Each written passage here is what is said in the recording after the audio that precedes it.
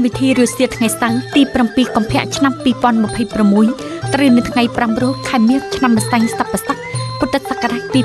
2569 រួមមានម៉ោង 13:31 នាទីកម្មវិធីលើកកម្ពស់សុខភិបាលមូលដ្ឋាន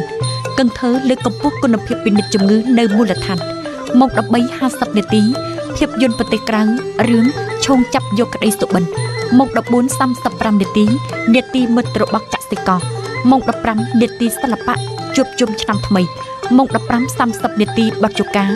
ដើម្បីមនុស្សជំនាន់ក្រោយមានសុខភាពមាំមួនម៉ោង 16 នាទីសិល្បៈកុមារសម្លេងសព្វសត្វម៉ោង 16:30 នាទីកម្មវិធីព័ត៌មានម៉ោង